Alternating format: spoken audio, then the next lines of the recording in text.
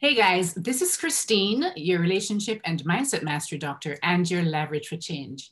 And today I'm coming to you with a friend of mine, actually, Jennifer, and she's in the mental health field. And so I'm going to speak with her about really what is mental health? What is it that, why is it so important that people actually take care of their mental health? And, just a few other questions to clarify what she does and what mental health really is.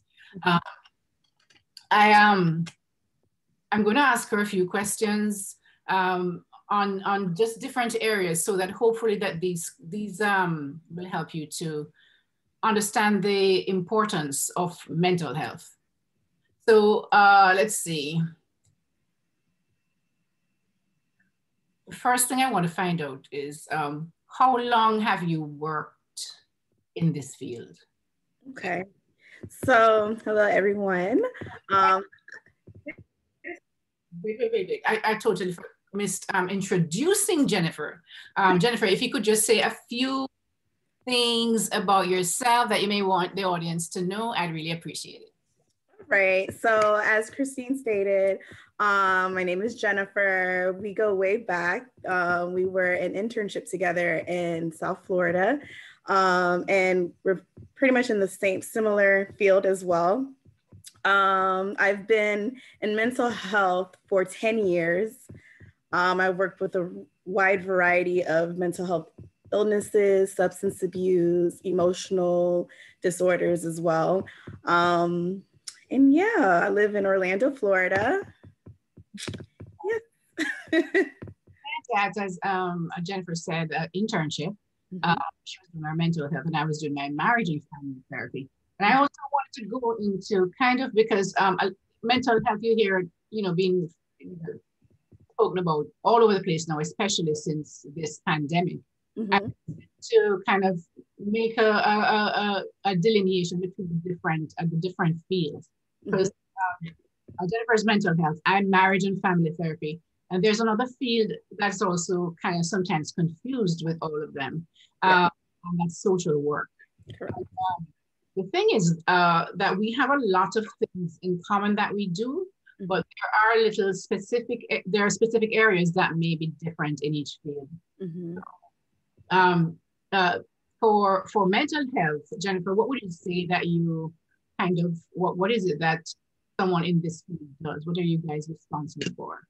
So I believe, like, in mental health, we focus more on the internal struggles and barriers that a lot of individuals deal with. Whereas for social work, and this is just based off of my conversations with different people in the field, it seems like they work more with the external part of living. So social resources, community resources, things of that nature.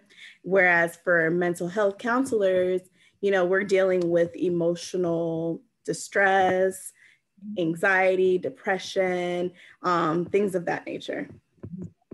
So alcohol, addictions, smoking, stuff like that? Yes, definitely. Yeah, mental health works with a lot of different diagnoses. So. But you guys don't diagnose, and not in your area anyway, not with what you don't diagnose explain for. Yeah, well, actually, so as my role, I am outpatient program director for a mental health agency in the community, and I also complete assessments. So pretty much with my assessment role, I do diagnose clients so that they're able to be provided with the services we offer. So in our field, we are able to diagnose. Yeah. Prescribing, maybe that's what I mean. Prescribing, like medication. Psychotropic medications, we're not able to prescribe those. That's more of the line of psychiatry. So, yeah. That's the same for marriage and family therapy. We don't prescribe medications. Okay. Talk therapy is a talk therapy to kind of get you to understand. And I think one of the differences with marriage and family is that while we work with individuals, we're always working from the perspective of the interaction with their core group, so their family. Because what we've discovered is that a family is a system, and when one person is affected, their rest of the family is also affected. Yeah. So you might work with the individual, but then the individual goes back home. And if that family is not aware, if family is not also fixed, if you might call it, not really fix them, but I mean, if they're not also working on the same goals as a person who comes to us, then when they go back, they're just going to fall back in the same patterns. Exactly. I definitely agree with that. And even like working with this current company I'm with, we strive upon family therapy sessions, because you're right. If one person of the household is getting the help and learning on ways to change their cognitive thinking, the family also needs to do the work as well, because if they're doing all the work and then they go back into that circle or community, a lot of, we're humans. We are a creature of habit, and we can always revert back to old behaviors or isolate because, no one understands the changes we're making, essentially. So. Right.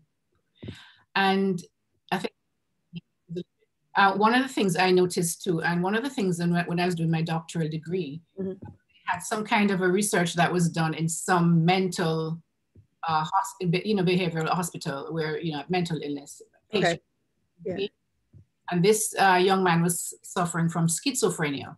And, he was in the hospital, and what one of the doctors noticed was that he was fine. And they were actually getting ready to send him home. The mom came to visit before all of that. And when the mom came to visit, he was excited to see her. He went to hug her and everything. And she was very stiff, like so. He's hugging her and reaching her, and she's like so. And then he pulls back because, of course, he feels it. Yeah, of course. But then she didn't realize what she was doing. And so that is what why it is so important to really to the whole family. That was that. Now that young man went home, he came back, he was a mess. He was a mess. He was ready to go home, and now with that. So it's the family and all the other people that we interact with that really helps us to be able to sustain the change that is created in therapy. Definitely. And then that goes along with like, schizophrenia, like those different diagnoses, as well as substance abuse. Let's say, for instance, a particular person is struggling with alcohol abuse or opioid dependence or anything of that sort, and they're sent to inpatient. And I saw that numerous of times where a child or an adult would be sent to inpatient, and when we would have the family weekends, no one would show up, so it's just like they're making the changes or the efforts to change, and there's no family support. There's no families showing up on their behalf or showing up in efforts to change as well. So unfortunately, a lot of times when they leave to go back home, they end up returning back, or the unfortunate, they relapse and go back to those old behaviors because they don't have anyone supporting them.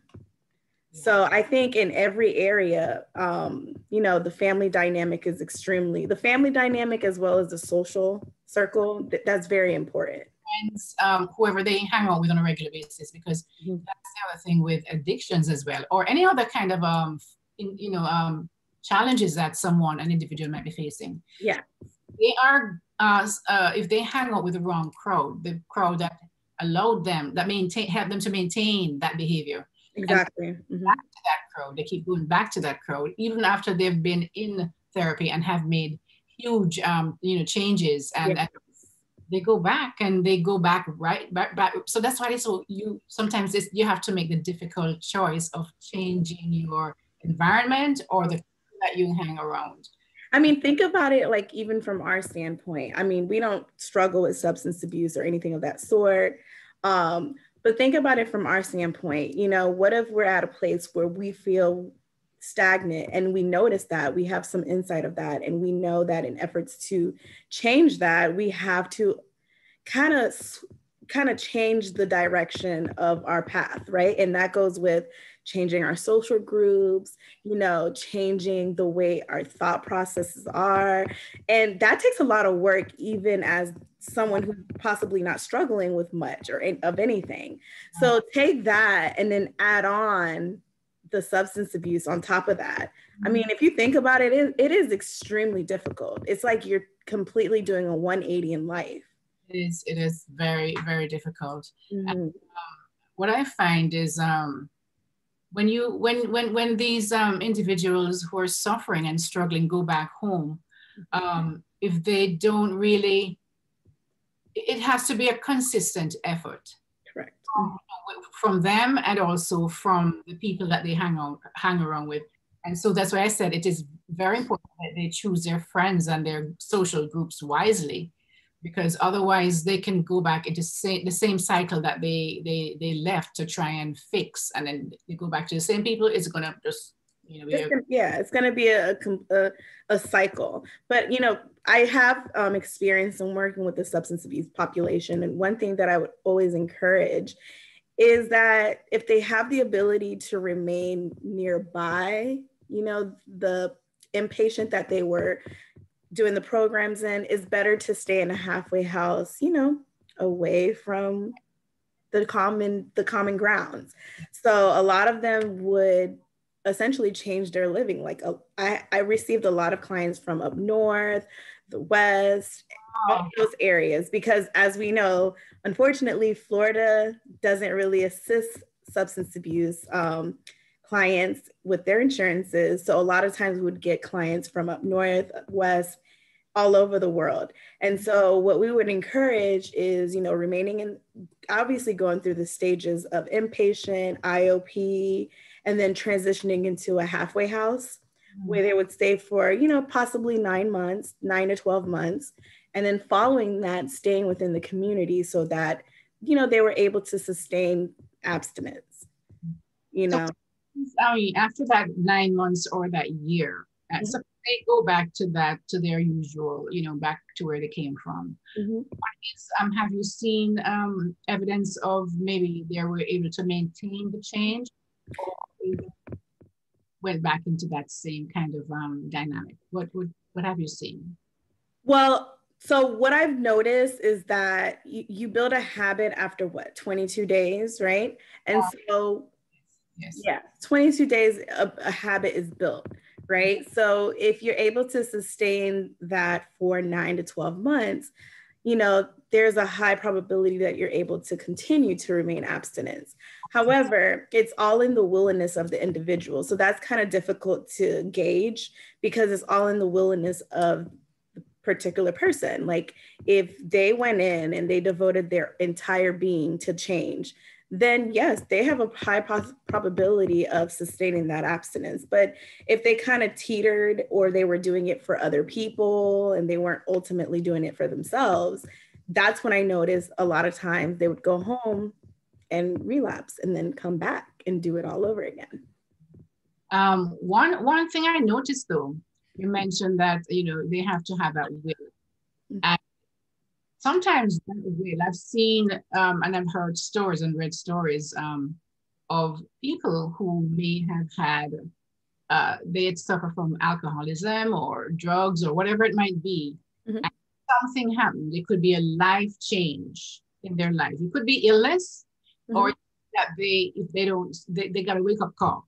That if they don't stop doing this, they're not going to live to see their children or grow up, that kind of thing. And so they can just all of a sudden get that wake up call and stop immediately. There was a grandfather, I think, and he was not able to stop drinking. The moment his grandson was born, that is, he said, what changed his whole perspective of getting this done and, you know, being able to be there to see his grandson grow up.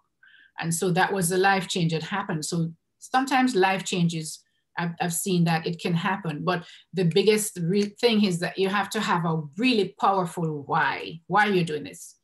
Because if you don't have a powerful why, you're always going to, it's so easy to just revert to what you Especially when you start struggling, because it's not an easy thing to do. It's not, you know, like I always, for individuals that never really understood addiction, I always would ask them, like, what is something that you cannot live without, right?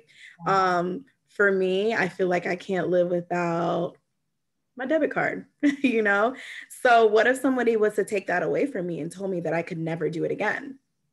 You know, it's the same thing. It's the same thing. So when you're dealing with individuals of that background, you know, dealing with the substance use addiction and anything of that sort, you're right. You do have to ask yourself, what is my why? It is important to have motivational factors, but if you're ultimately doing it for another person or, right, you know, anything, I've found, you know, in my experience that it doesn't last. You know, it doesn't last, but motivation is key. But doing it because someone told you have to do it. Yeah. You know, that's the important thing. If somebody tells you, mm-hmm, but if you do it for another person because you want to. Exactly. There's a huge difference, a huge difference between motivation and requirement. Right. Yeah. You know, so have to do this or else, you know, whatever it might be. Mm-hmm. Yeah. Yeah. And one thing, you know, through my experience there, because that place that I worked at with addictions was in South Florida, I learned so much about substance abuse there. And one thing that I learned in my time in being there is that when family members would say, if you don't do this, I'm going to do such and such, there's never any follow through, you know? And so it's very important to make a commitment to what you're saying and actually following through with it. You know, if you're not able to get the help that is necessary, I'm going to stop all forms of communication with you, you know? And unfortunately, that sometimes has to happen. You know, a person may have to hit rock bottom in order to realize yeah, it's time. Sometimes. Yeah. They hit rock bottom before they actually wake up. It's like a wake-up call. Exactly. Yeah. You know, if I don't do this, I'm going to die before I reach 40 or whatever. If I don't do this, I won't live to see my children grow up.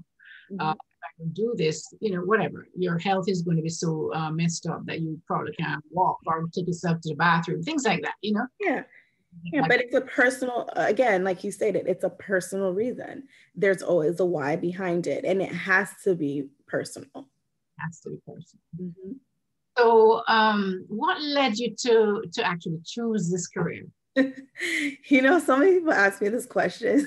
Okay, so I would say the reason why I chose this field is because I love to help people. I've always been in the field of helping others. I do have a strong love for the elderly population, the geriatrics population. And I think that has some form of to do with like my love for my grandmother in a sense. So I always just loved helping people. I was always the one that would hear a person's problem. So I'm very good at like active listening, you know, hear my friends' problems and give them some form of like advice or, you know, so I was always good at that. And so in undergrad, I took the psychology major as well as criminology because I'm obsessed with getting into the minds of people. So it always intrigued me to understand, like, and I know it sounds a little eerie, but I always was interested in wondering why people did what they did. Like, why did you go on that mass shooting? Like, I want to understand that, you know? So I was always very interested in that. And that's why I got into the field. That's why I had gotten my undergrad in psychology and criminology. And when I transitioned out of undergrad, I moved to Gainesville and I did work with the geriatrics population for a little bit. And then I got promoted into working with individuals who were not guilty by reason of insanity or incompetent to proceed in trial. So that's when I was able to kind of get into the minds of those individuals and understand why they committed the crimes they did. Mm-hmm. Very dangerous, but you know, it was so intriguing to me. Like, I loved what I did at that time. I feel like it allowed me to grow And that's when I realized, like, I really want to get into mental health counseling. So yeah, it was through all those experiences that I came to the realization that this is what I want to do. Awesome. Awesome. And would you say that you made the right decision? I mean, from your experience right now. Okay, so being transparent, I would say I love the helping portion of it all. Like, I would never regret that part of it because I learned so much. What I do wish is that I learned a better way of managing to balance between work and personal life balance, because there had been times in life where I would let my job consume me and I would lose sight on the reasons why I chose this field, essentially. So I don't regret it. No, I don't regret helping individuals, but I wish I had a clear understanding of learning how to set boundaries from the beginning. Right, right. You know, you mentioned in earlier that you are able to listen and understand people, and that is what drew you to, like, you found a lot of people would come to you for that kind of to have confidence with you. Yeah. And that's how I found out about I mean, discovered my calling. Yeah. I was speaking to someone, and I was speaking to him, 3 people actually, and the same thing happened. I was speaking to them, and they said, you in counseling, you kind of missed your calling. I mean, the way you ask me questions, or the way you understand what I'm saying, and you bring a different perspective to it, so I look at it differently. You should be in counseling. And that is the I never thought about counseling before, to tell you the truth. I've never thought about it. It was not on my radar. It was not even close. I never even thought about it. I had to go look it up and see what they did. Oh, really? I kind of knew that I was more in touch with the school counselors, guidance counselors. Yes. Especially coming from the Caribbean. We didn't go to counselors really, or anything. Yeah. We didn't go to counselors if they were feeling like, mentally or challenged, whatever, emotional. Yeah. So, I mean, I knew all the guidance counselors, but not. So when I did it, I had to do some research. And luckily, I was working at a place that offered that degree.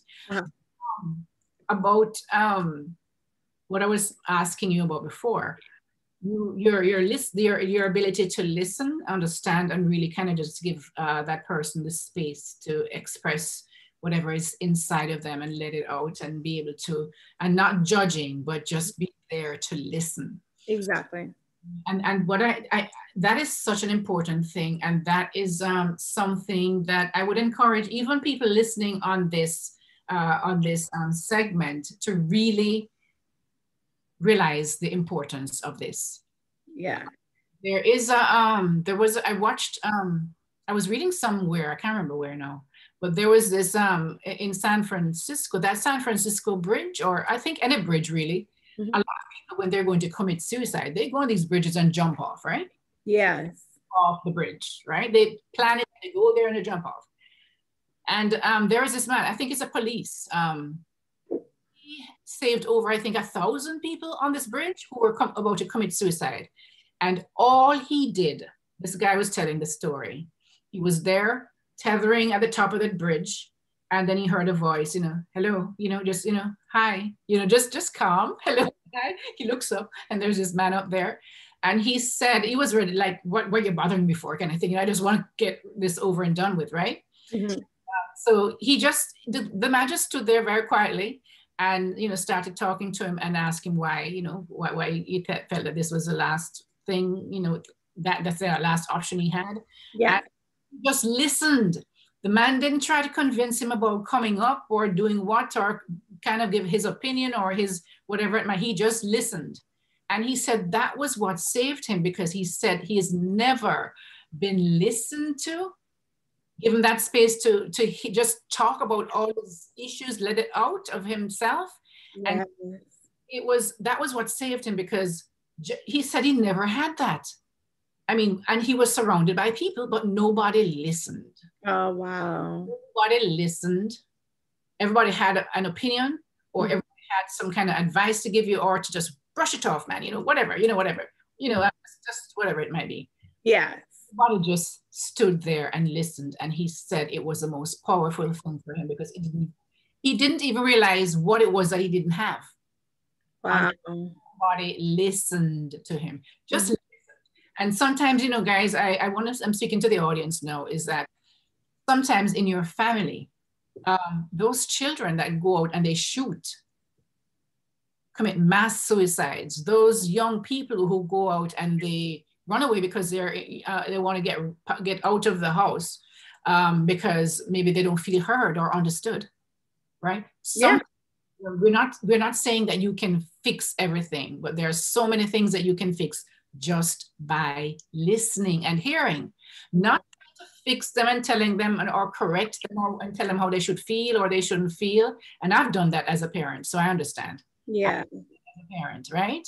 Mm-hmm. And only now that I come into this place where I understand that how powerful it is to just be there. And this goes with every relationship, really, guys. Yeah. It goes with your intimate relationships with your husband, your spouse, or whoever it might be, your girlfriend or whoever, boyfriend.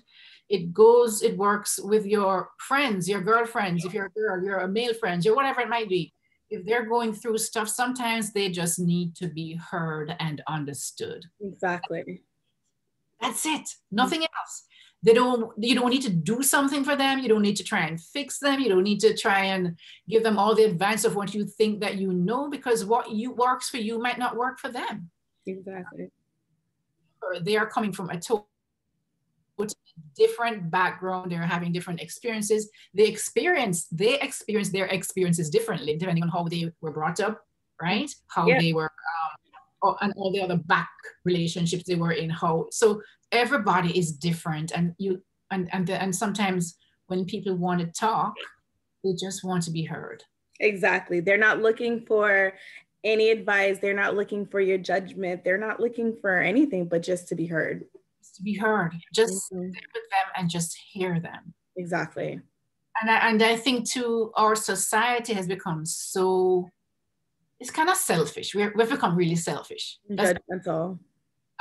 If we think that we have to sit down with somebody for like 2 hours, it's like, when are you going to finish? Like, you don't have the time to sit with someone. You don't feel it's important enough, but you could save that person's life. Exactly. Mm-hmm.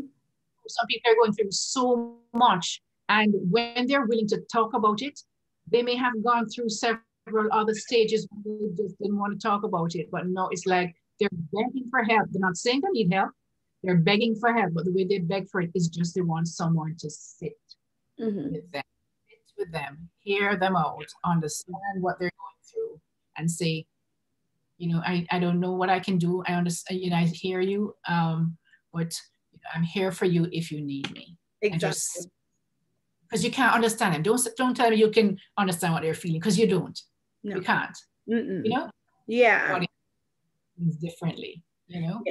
No, definitely. I mean, you hit that right on the mark. Like there's a lot of people struggling internally, and a lot of people who are undiagnosed, who have a lot of mental illnesses, and those children, as you stated earlier, that are going out into schools and committing mass murders, or, there's a lot of crime going on. And a lot of times, if you dig a little deeper, it comes back to mental health.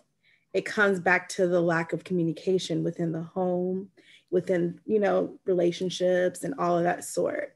So that's why I always, I try to practice this on a daily. I'm not perfect at it, but it's just like trying to understand a person's reaction. Like sometimes people react and it has nothing to do with us. It's just what's going on internally, with them. So, I mean, I try my hardest to strive to go on life and thinking like that, like, oh, they may be going through something that has nothing to do with me.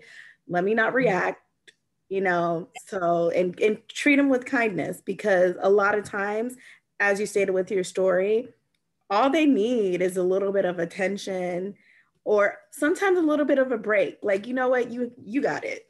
You can have that moment, talking about it and actually having a person to just listen without any judgment, any negative comments, especially with the last year, 2020 was extremely difficult for everyone. myself included. And so, as a clinician, I think it's important to have your own therapist. I feel like, when we have our own therapist, we're able to provide exceptional, care to our own clients. So like, I think about it and I'm like, I don't know how I would have handled 2020 without my personal therapist, because there was a lot of internal things that were discovered essentially, because this 2020 was a year of pausing. Like, we weren't able to go out like that. We had to stay home with our loved ones. So it was a time to really self-reflect and get real with ourselves. And I feel like that revealed a lot for a lot of people, because being honest, I was constantly on the go. I would leave home from 6 a.m. and I wouldn't get back till 9 p.m. So there was really no time to self-reflect as such. But last year was an eye-awakening moment for myself, and I'm sure for a lot of other people, that, sometimes it's okay to just stop and work on me. Yeah. So. Definitely right, Jennifer. Provided us with the time. Mm-hmm. What that did was we were forced, some of us, to face ourselves. Yes. To finally take the time and look at who we are, mm-hmm. what we're about, and what our life is like. I mean, are we really satisfied with where we are at in our life? The choices that we're making, and a lot of times, and that's difficult, guys, because as Jennifer said, most people are so busy running back and forth. A lot of people do that so they don't have to stop and face themselves. This is true. A lot of people do that. Yeah. Busy at work or play or whatever. They're always doing something. Uh-huh. They sit, because the moment they sit, they have to focus on what's going on in here. Mm-hmm. And it's difficult to focus on what, it's too hard to face. Mm-hmm. Most people hide behind the guise of work or too much play or business, just keeping busy. Exactly. Right? But the pandemic forced most everyone really to stop and self-reflect and come face to face with all those things that we were putting aside. Exactly. We're putting it on the back burner. It not only forced us to look at ourselves, it forced us to look at how we acted as a family maybe, or as a husband and wife, because the same thing with husbands, they were forced to be in the same place all day long. Yes. And there are certain things that they were able to kind of sidetrack because, I didn't have to be in this space. I could go to work, or I could go and say I'm doing that, or I could go out with my friends or whatever it is. So they were able to sidetrack a lot of problems in the home. Yep. When the pandemic came, it was like, whoa. Like, wait, hold on. Like, there you are. Yeah, like, who are you?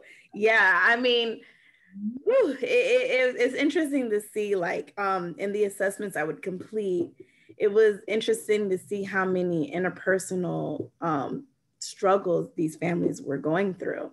Real, family issues as well as interpersonal issues.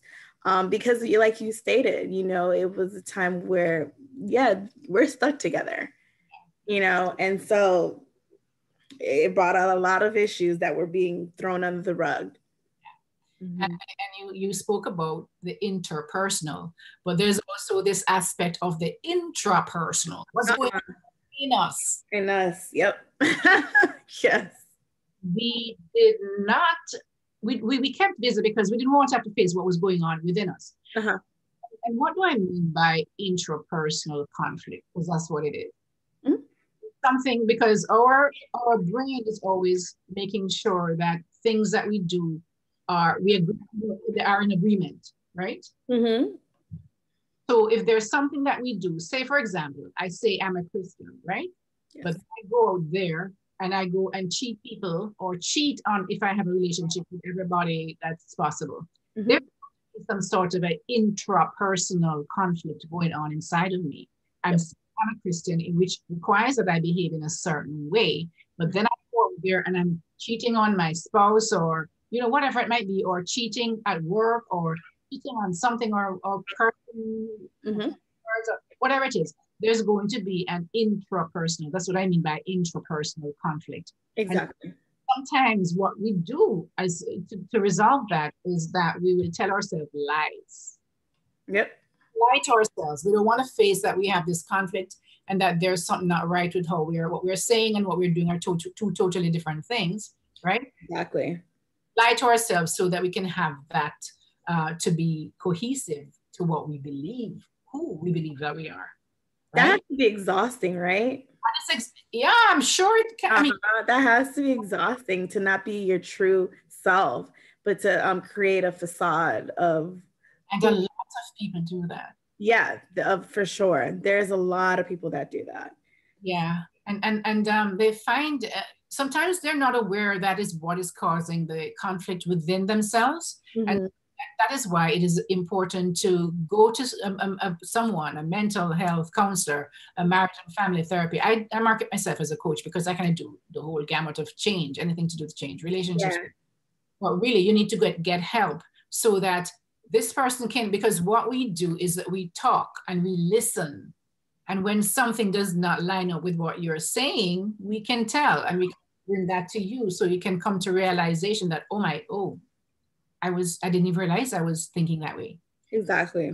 And yeah, you're right. Sorry, I didn't mean to cut you off, but it's also in a way of like cognitive restructuring. Right. You know, so we're able to identify, kind of the flaw, like kind of the inconsistencies, and then we're able to in the story. Yeah. The story that we tell ourselves. We tell ourselves. We can, me and Jennifer, when we speak with our clients, we ask these questions and we listen. I have to start on this, the little matter right here, which has nothing to do with helping people really, but I find one of my biggest challenges, Jennifer, and I don't know if you find that too, as a psychotherapist, because that's what we do. We're dating. People seem to be afraid of psychotherapists. I don't know what it is. I kid you not. The minute I say I'm a psychotherapist, so you're going to analyze everything I say? Yes. You get that? Well, when I was dating, because I'm currently in a relationship, but when I was dating, they would always say that comment, like, "Oh, so you might be analyzing me at this moment." Yes. No, you don't pay me, so I'm not doing that right now. but whether we said, I don't know, yeah, but they may think that because when something comes up and you mention certain things, or you might say something, you're analyzing me. That was always a common thing to say, like in my past relationships, like, "Oh, stop psychoanalyzing me, da da da da da." But in reality, no. Like, if I was off the clock, I was not even utilizing those skills. Yeah. But yeah, that's one of the challenges that, and I saw the same complaint with other people who did what we do. Oh, okay. To be a thing. Yeah. They're just afraid that we can figure them out before. That's things I was gonna say. They're just overthinking it. They, we can figure out and call them out when they're not being so, honest with themselves. I mean, to be fair, we were trained to see things that maybe somebody else who didn't train like we did would not see. So it's fair that we'll see things that maybe others won't see. So yes, we'll see things. Exactly. Yeah. Like an accountant would be looking at numbers when they're talking about having a conversation. They're looking at the numbers, or a project manager would be looking at the way that you structure stuff and the process of doing things. It's the same way any person in a career. A nurse will be looking at all the, it's just one of those things. Kind of something that comes second nature to us. It becomes second nature, and it's all careers, all training, people who train in different disciplines, right? But anyway, I kind of we're veering off into that. So what are some of the things that you find fulfilling in what you do? Well, I'll probably say like the obvious, when you start to notice the changes that's being made within your clients. I mean, that to me reminds me of why I've gotten into the field. I've had some great success stories. One particularly was, a client of mine who was struggling with alcoholism. She did the steps, she worked the program with my assistance. And, I received an email from her 3 years later, letting me know that, she was still, in recovery, still doing the steps, actually sponsoring other people.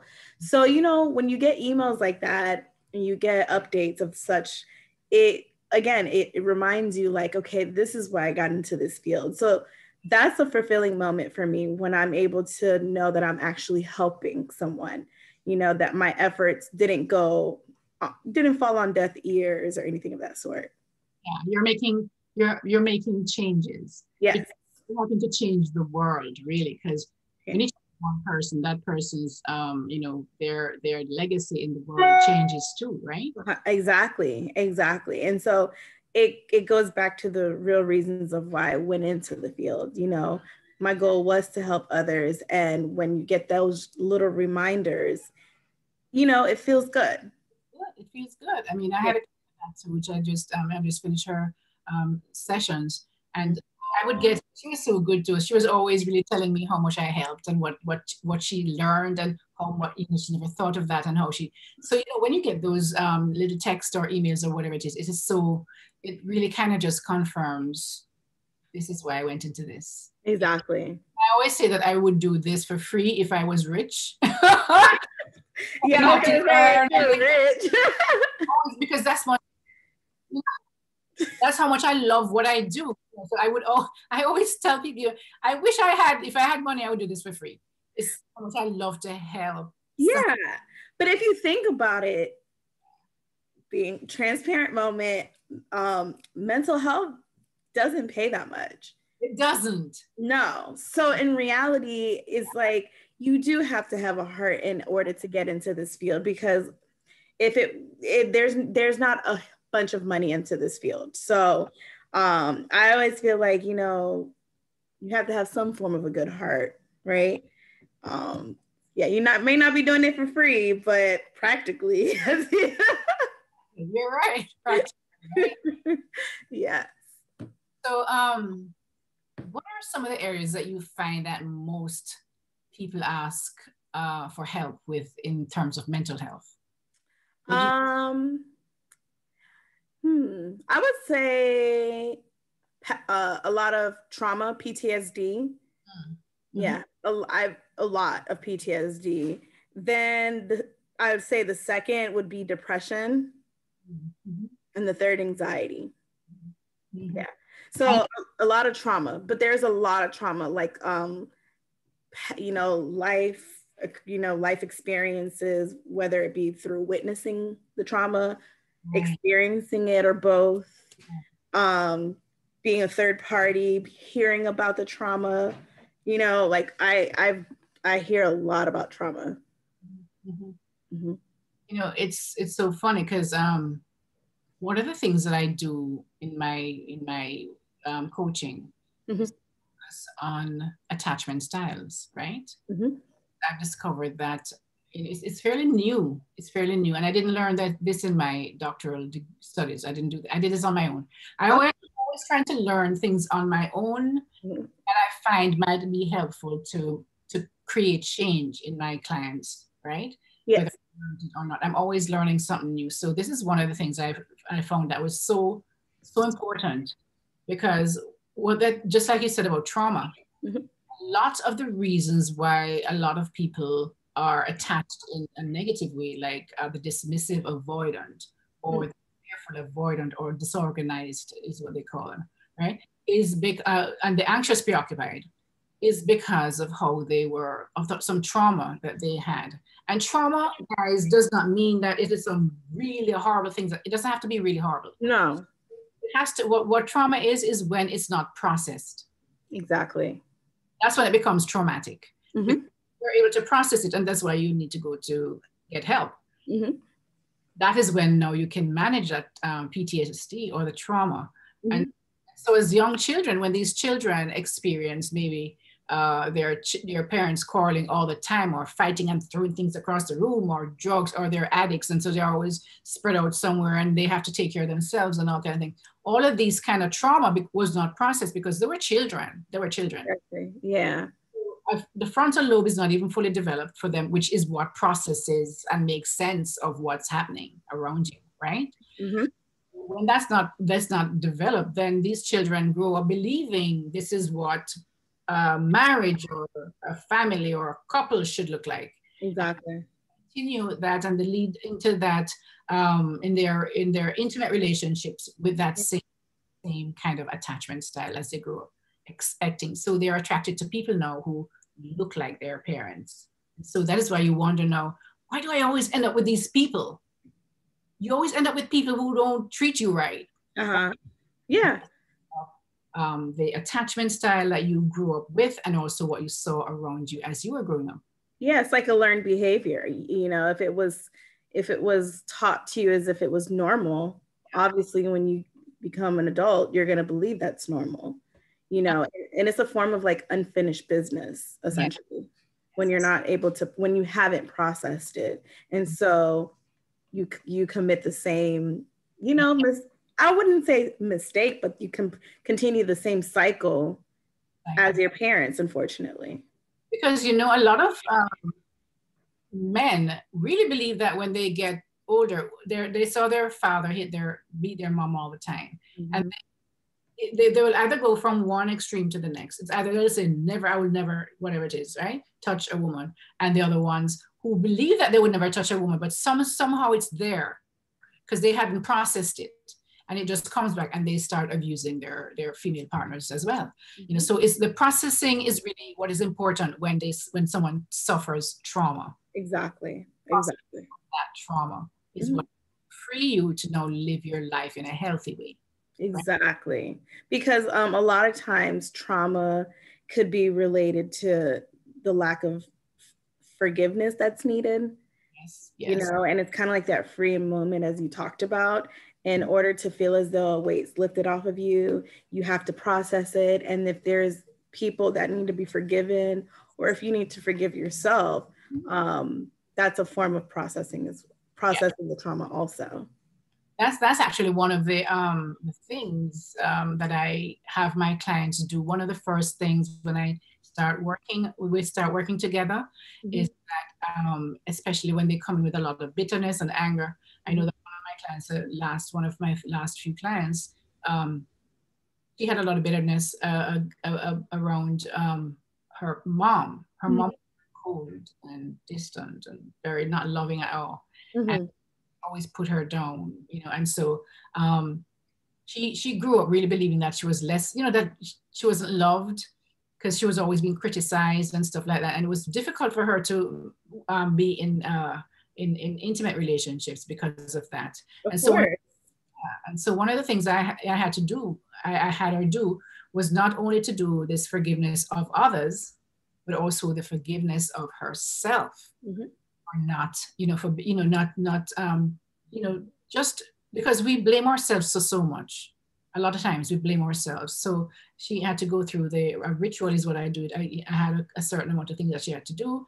And it's almost like she had to bury all of that, you know, do a little ritual of burying all of people that, you know, the name, you know, it's like a whole ritual. I mean, that's a totally different thing, which guys, I should mention, I don't know if you know, I have a membership group. I don't know if did I tell you? Did I tell you? No, you didn't tell me about it. A membership group. I'm doing group coaching in this membership group. And it's all about relationships, basically. So I focus on attachment styles. I focus on things like, you know, getting past your past, those who hurt you, because you carry that around and you can't move forward until you forgive them and let them go. And so you're free to now move forward to live the life you need. And so I'm going to be doing all of that. You're going to get blogs in there. You're going to get mini training, and they pay like a certain amount of fee per month for that. Right. So, I'm going to I'll put a link below this in the description when I get through with this, but it's something that you can always be taking care of your mental health, because you come in there and in on our live Zoom session is a coaching session, an hour and a half when I'm going to have it. And I'll have it twice a month, and you come in there and you ask, I do a little training and like maybe something to do the forgiveness, how to forgive people and move forward. And then you can ask the questions you want to ask, and you can just have discussions to clarify things that you want to, anything with your relationships going on. We can have feedback right away, right there. All right, so I'm doing that, and it's launching. I've opened it up for registration for people to register. But it's going to start. I'm not going to start until March 1st. That's a Monday. So anybody who joins before March 1st gets a free coaching session with me. That's the incentive to register early. Nice. Right? And it's like less than the cost of a coffee a day. It's like $35 for a month, and less. And with the package you buy, you get charged less. So it's like 32, 30, for a month if you buy the whole year. So it's a good value, because I realized, Jennifer, that a lot of people have problems with mental health, emotional health issues, relationship problems. And I realized that they're not able to afford the one-on-one fee, because it can become expensive, right? Exactly. And you're going to need more than one. So I decided, let me do this group coaching site that you can get the tools you need to kind of help yourself to move forward. And I'll be there with those two bi-monthly group coaching sessions where you can be there asking me questions. We can talk about whatever it is bothering you guys, stuff like that. That's great. That's a good way of, helping out the community as well. And I always say, like, one thing I leave you guys with is, if you're able to put in a lot of money into your appearance, your physical health, anything of that sort, it's important to put in that into your mental health as well. Putting in that effort and money into your mental health also. It's not only about what's happening here. Sometimes the things that happen around us, right? Yeah. Take care of our bodies, whether eating, how we exercise, and take care of bodies, how we dress, because how you can feel so good when you put on a nice outfit or a nice pair of shoes. Yeah. I don't know, because in this pandemic, we're not going. We went out this morning, but I mean, I find I'm not going much of any place that requires for me to dress up to go anywhere, right? Mm-hmm. Yeah. And it also depends on where you live. Some areas just don't. But they're in shorts and stuff. I've still not gotten used to that where I am right now. Shorts going out to dinner at night. I mean, because we were living in South Florida where you'd have to dress up. You're going to a musical event, and you dress in a little. I'm still not there yet. I don't know. I like to dress up when I'm going out, what I mean? Because it makes you feel so good. I mean, why wear t-shirts and shirts all everywhere you go? It's like, I guess something like that, but I have to get used to that. But I know that when I dress up and I put on my little makeup and put on a nice dress, it can make that emotional thing too. It helps with your emotional well-being. Yeah, when you look good, you feel good, right? Absolutely. That's it. When you look good, you feel good, right? So I just have to go put on a little makeup, even if you're not going anywhere. Exactly. Yeah, no, because it's that little effort, and you look in the mirror and you're like, okay, like I look good, and it's just like over time you'll start to feel good too. Right. Absolutely. Mm-hmm. So let's see, from your experience, there is a kind of a little stigma attached to this mental health. Mm-hmm. I think specifically mental health. I don't know why, because if you say marriage and family therapy, that's a different thing. But when you go mental health, it's like they think that something is wrong, you're mad or you're crazy. At least that's how, especially in a lot of cultural groups. Correct. And so, do you see that this stigma is getting less, or do you think it's still at the same level as it was maybe a couple of years ago, like 10 years ago? Oh, well, yeah, I definitely see it changing over time. And I feel like going back to those times, the reasons why there was stigma towards mental health is because of the labeling, you know? People didn't really understand what mental health entailed. So they always associated it with, oh, the crazy people, you know, the bums walking on the street or whatever the case may be. But over time, with the tragedies that's been going on into the world, mental health has become worldwide. And so people now are educating themselves more on what it means. It doesn't mean you're crazy or, you know, you're going cuckoo, whatever the case is. You know, there's just like possibly a chemical imbalance, you know, life experiences, you know, upbringings, anything of that sort. And sometimes it can relate to genetics, you know, as we know with schizophrenia, it could be within the genes, you know. So now that people are becoming more educated and people are advocating more on behalf of mental health, I don't think there's as much stigma attached to it within 2021. Now, when it comes to the cultural side of it, you know, that's different. You know, I can only speak from my background. I am Haitian American. So I noticed that even when I do the assessments, when I ask the question of, is there anyone in your family who suffers with mental illness?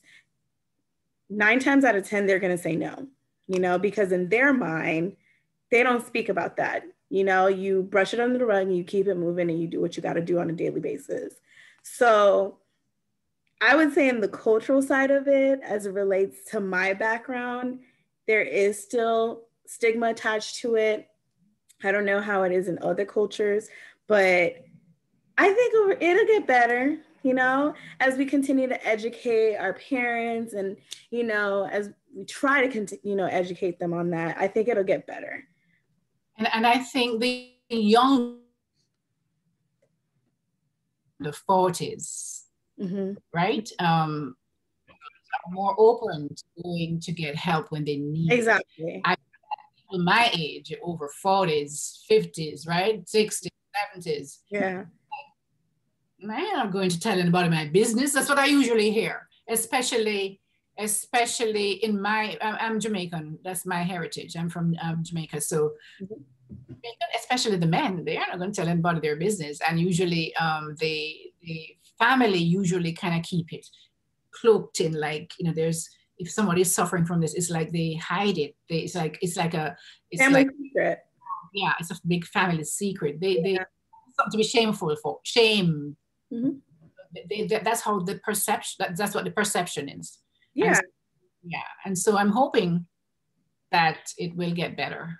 I think it is getting better. Like I said, you know, there are a lot of people advocating about mental health, you know, whether it be from celebrities, even those like from our generation, like speaking upon that, you know, educating our own family on mental illness. I think that helps, that plays a part into people understanding more about what it is, you know? So yeah, I think, like I said, in due time, overall, I think it'll be much better. You know, there won't be as much of a stigma attached to the name.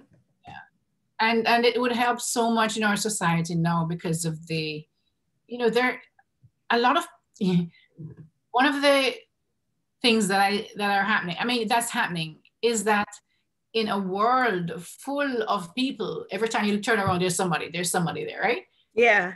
We are the loneliest at this time in our lives, with people all around you.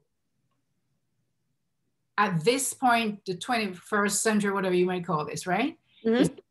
Are the loneliest because now people are doing things. I don't know where we get this thing from, that we can do life alone. Nobody can do life alone. Nobody. We were created to be social beings. Exactly. Right? Otherwise, create Eve for Adam by himself, right? Yes. We're meant to be there for each other. We're meant to connect with each other. And I find that sometimes we either don't take the time or we're too busy. Because even when you look at a family nowadays, everybody's on their phone. You're sitting down in the same place, right? we're all on our phones or on some kind of, whatever kind of, it could be a computer, whatever it might be, listening to music, and you're all sitting there, but you're all by yourself. You're really not in, getting engage with each other or communicating with one another. It's interesting that you say that, because it's like you see the dynamics from when we grew up and now it's completely different. Yeah. Completely different. Yeah. It was all about togetherness when we grew up. Mm-hmm. Be together with the neighborhood kids outside playing. It could be together, with your eating dinner, but it was together. Yeah. Nowadays it's like everybody's eating on their own. You are eating here, and then you were watching TV over there, and this one doing that over there, and so what the pandemic that they say nowadays in the 21st century is of depression and of being alone. That feeling of being alone, even though the world is full of people. Exactly. In a place with people everywhere. Everywhere you look, there are people, but you are alone. You feel alone. Mm-hmm. Mm-hmm. A lot of people feel alone, and I don't know how we're going to change that, but hopefully, little by little, we can each do something, because that's how we change. Is that each of us can do just in our little area. Yeah, doing our part, and hoping that kind of like within our own family, like learn behaviors like we talked about earlier. Hoping that if we instill that within our own family, they can transition it on, and kind of like a domino effect. Yeah, and I think too, sometimes just to take the time to notice those around us and who might be going through a rough time. They might not say anything to us, but you might see that something is, you can tell sometimes if you have empathy that something is not going right with them. They look sad, or they're not talking as they usually do, or something. But you don't hear from them as much. Right. Yeah.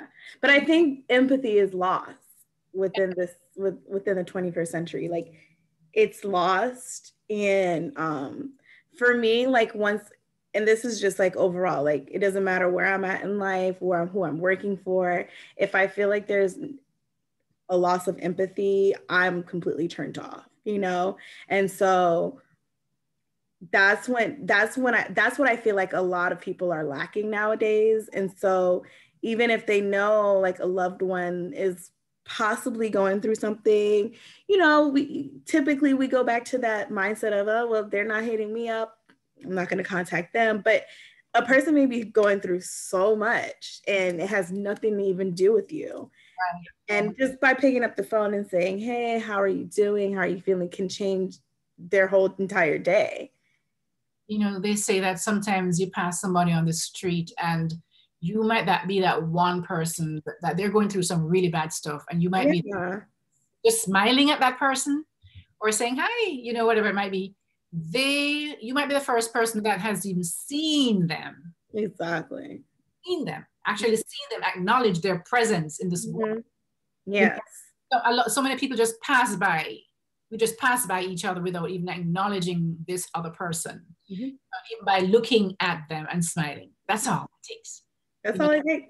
But it's just like a challenge for all of us, even you guys watching, it's a challenge to take that step in doing something different, like, smiling. I know we have those masks, but you can tell you're smiling in your eyes, smizing a bit, So reach to your eyes, you're not really smiling. It's one of those sweet ones. Yeah. With my eyes, I feel like you can barely even see my eyes as it is. So then when I'm smiling, you'll know. In your eyes. Yeah. So it's just like, striving to be that better person every day. So even if it's by saying hi to your neighbors, hi or hello to a stranger walking down the street as you're passing them, is just taking that initiative to do something different that day, do something, pay it forward, right? Just to acknowledge somebody else's presence, sometimes that's all they need. It's like, because a lot of people go wrong. You'll hear the homeless always talk about people that they don't see. Yeah. They don't see me. It's like I'm invisible. Yeah. People who have, you go to somebody doing the yard work out your house. Ask them that they're not even humans. You don't see them. I'm challenging you guys, as your little thing to mental health. to see people, look at their eyes, look at them and say, hi, good morning, whatever. It doesn't take anything. Smile. I do that all the time. People think I'm probably crazy. I do it. And I'm saying, hi, thank you. I see the people wiping down the thing. I say, thank you so much. Nobody says thank you because they figure they should be doing it. No. Yeah. Just taking the time to say thank you for doing that, may have just made their day. Exactly. People just walk in and expect that they should do it. And no, you cannot take things for granted. I mean, yes, they are getting paid to do whatever, but you just saying thank you takes nothing from you. It doesn't. It doesn't take anything at all. It takes nothing. So I really would like for you guys to just challenge each of us who watches this, just to really look out for your friends, look out for your parents, the elderly, whoever it is that you know. Pay attention to how they feel. Look at and see if something might be going on. Sometimes just call to check in. Yeah. You don't have to have anything to say, but I'm just checking on you. How are you doing? Everything good? That's it. That's it. That's all it takes. That's all it takes. That is all it takes. And so I challenge you guys to just take some time out of your day. It doesn't take much. It means so much to other people to just be there, because it would help. A lot of people are, having mental health issues because they're so depressed because they feel nobody cares for them. Yes. They don't think that why am I even living? And that's why some people commit suicide. Why am I even here? People won't even notice if I'm gone. I've heard that. Yeah. I think we've all heard that within this field. Like, what would it even make a difference? But by challenging ourselves, within this segment, and even with me and Christine, getting outside of ourselves and just saying a simple hello sometimes, or picking up the phone and checking on a person that, you haven't heard from. Right. So I think we discussed quite a bit, Jennifer. I think I'm hoping that somebody got something from this discussion on mental health and the importance of really, guys, taking care of yourself, and forget about that stigma or whatever it might be, because really we're all just humans and we all just need help from each other, right? We're created to be social beings, to help each other out, and I would love to see that get back into fashion, if you may call it, that people, we are concerned about others and about ourselves. And so I want to thank Jennifer for joining me today. I love to see her beautiful face every time. Thank you. Outside, she's beautiful inside as well. Thank you. Thank you so much for having me. You're so welcome. And thank you so much for being here and taking that time out to be here. Of course. Discussion with us. And so, guys, I want to ask you, if you find some value in this, please subscribe to my channel. It helps me to really, make more of these videos. And also, please do a like, that little like thing, because apparently it helps to push my video up more, so more people will see it. So please, like thing, that bell thing, that notification bell. So like, subscribe, and comment. Yes, and comment. Yes, whatever if there's something you learned from this and you want to give me some feedback, tell me of some ways that you would like to see us really show more care for each other. And what are some of the suggestions that you have as well? I would really like to see that in the comment section. So guys, this is Christine, your relationship and mindset mastery doctor and your leverage for change. Thank you so much for taking the time to be here with us, and have a wonderful rest of the day and stay safe. All right, guys. Bye, Jen. Bye. Bye, guys.